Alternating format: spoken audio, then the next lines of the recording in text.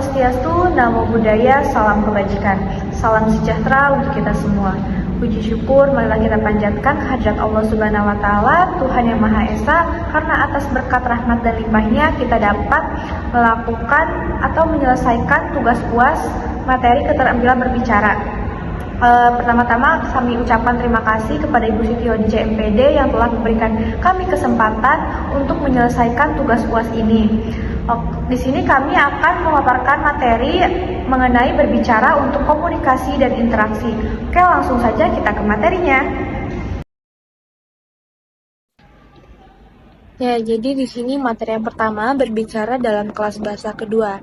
Menurut Darjo Wijojo, memperkenalkan dua istilah yang perlu dibedakan, yaitu bahasa ibu dan bahasa sang ibu. Jadi, contohnya bahasa ibu ini sebagai native language adalah bahasa pertama yang dikuasai oleh seorang anak.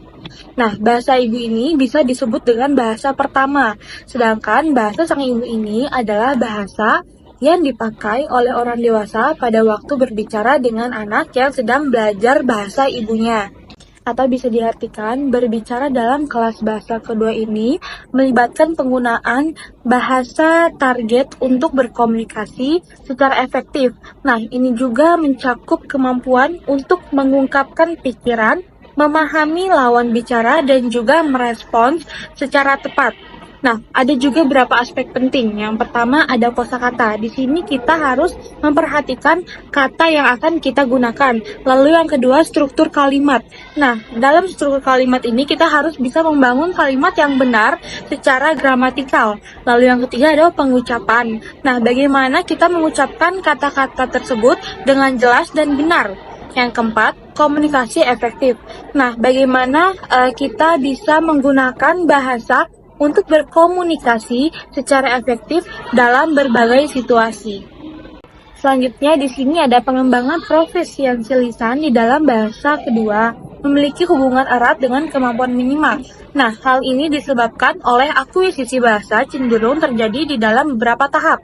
Yang pertama, menyimak merupakan tahap pertama dalam pemerolehan bahasa, baik bahasa pertama maupun bahasa kedua. Siswa-siswa bahasa kedua bisa mendapatkan bahasa lisan yang bersifat statis, seperti deskripsi dari semua pemandangan, objek, atau petunjuk-petunjuk untuk mencapai tempat tertentu, dan petunjuk untuk membuat gambar tertentu atau uraian tentang cara membuat model tertentu. Selanjutnya ada jenis-jenis situasi percakapan.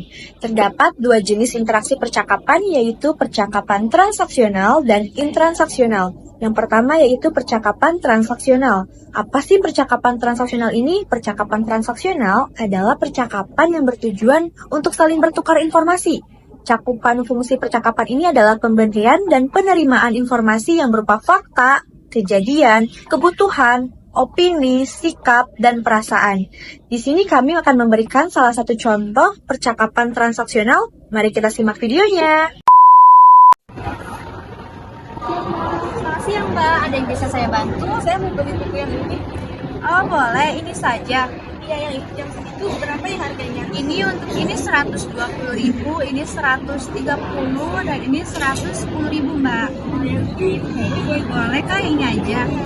Ini harganya 120. Terima kasih. Nah, dalam video tadi diperlihatkan bahwa terjadi contoh percakapan transaksional, yang dimana pembeli dan pedagang melakukan pertukaran informasi mengenai harga. Percakapan ini bertujuan untuk memperoleh informasi yang dibutuhkan oleh pembeli sebelum melakukan pembelian. Selanjutnya yaitu ada percakapan intransaksional. Apa sih Kak percakapan intransaksional ini? Percakapan intransaksional adalah percakapan yang bertujuan untuk menjalankan fungsi-fungsi sosial dari bahasa. Percakapan ini dapat dicontohkan seperti memberi salam, berpamitan, memperkenalkan diri, mengucapkan terima kasih, dan meminta maaf. Fungsi-fungsi ini dilakukan untuk mengidentifikasikan sifat dari hubungan sosial antar orang atau untuk menunjukkan rasa solidaritas terhadap orang lain yang dianggapnya setara. Selama terjadi interaksi, para pelaku percakapan bisa menegosiasikan peran mereka masing-masing dengan memberikan saran, meminta dan memberi petunjuk, memberi nasihat, memberi peringatan, dan berusaha meyakinkan atau memuji. Percakapan ini juga merupakan sebuah tindakan kerjasama antara para penutur yang saling bergantian di dalam berbicara, baik secara transaksional maupun intransaksional. Di sini kami akan memberikan salah satu percakapan intransaksional, yaitu meminta pendapat kepada lawan bicara. Asti lah. Ki, aku bingung nih, ini cocok gak ya buat besok? Cocok kok, ini bagus banget di kantor, pas buat besok acaranya. Wah, serius banget, ini pas buat kepribadian kamu. Karena cocok banget, nyambung ini satu ton. Wah, terima kasih ya Asti. Ya, sama-sama. Saya pergi dulu ya. Bye-bye. Dalam contoh tadi, percakapannya tidak bertujuan untuk melakukan transaksi atau membeli sesuatu secara langsung, melainkan untuk meminta dan berbagi pendapat tentang suatu topik. Percakapan ini bersifat sosial dan bertujuan untuk berbagi informasi dan sudut pandang. Selanjutnya ada berbicara dalam situasi interaktif. Berbicara dalam situasi interaktif maksudnya keterampilan berkomunikasi lisan yang bersifat saling melakukan aksi atau saling aktif dalam pembicaraan dengan lawan bicara. Maksudnya itu ada hubungan antara timbal balik antara pembicara satu, pembicara dua. Contohnya seperti mengobrol, diskusi, itu termasuk ke dalam berbicara dalam situasi interaktif. Dari sudut pandang wacana, agar pembelajaran dapat mengembangkan keterampilan berkomunikasi lisan secara sukses, pembelajar perlu memandang bahasa yang terdiri dari beberapa komponen proficiency komutatif.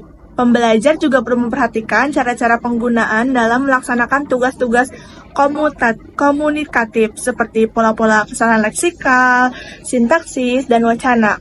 Pengelolaan tahap topik dan tugas, gaya bicara yang disesuaikan, serta penggunaan isyarat-isyarat nonverbal. Berbicara dalam situasi interaktif adalah tentang menghubungkan penguasaan bahasa, tata bahasa, dan kosakata dengan pemahaman konteks sosial, kemampuan menyusun ide secara koheren, strategis, komunikasi untuk mengatasi hambatan. Nah, tata bahasa juga perlu diperhatikan seperti kesesuaian kata yang dikeluarkan. Misalkan kita sedang berbicara dengan orang tua, jadi kita tuh harus menggunakan bahasa yang lebih sopan.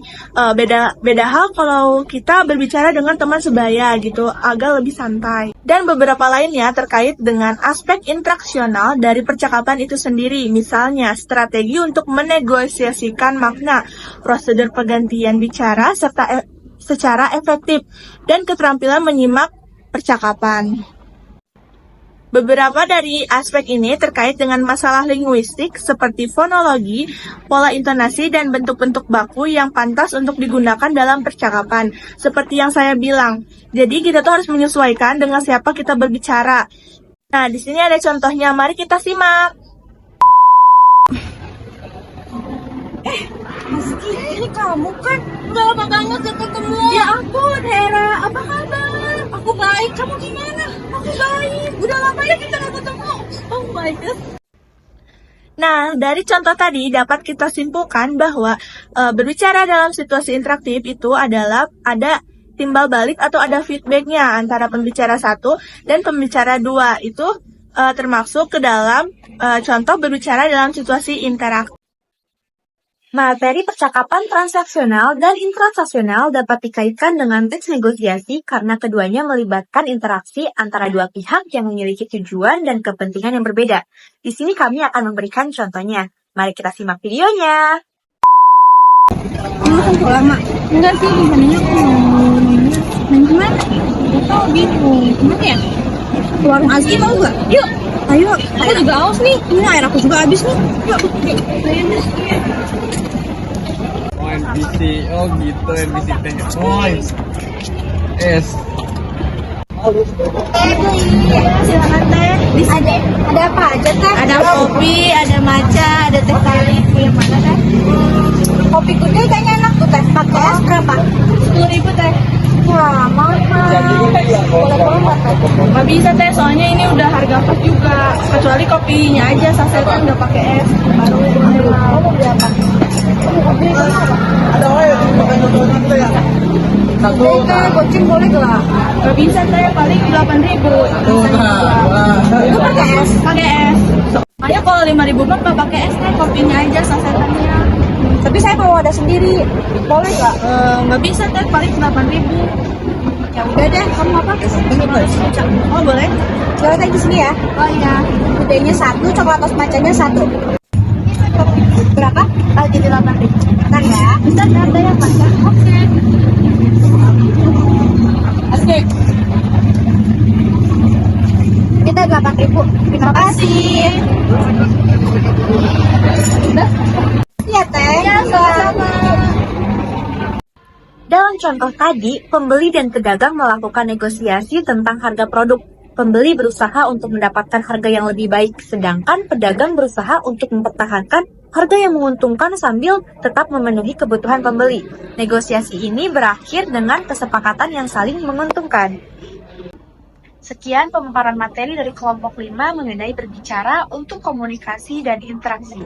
Semoga video ini bermanfaat bagi teman-teman yang sudah menonton. Wabillahi taufiq wal hidayah. Wassalamualaikum warahmatullahi wabarakatuh.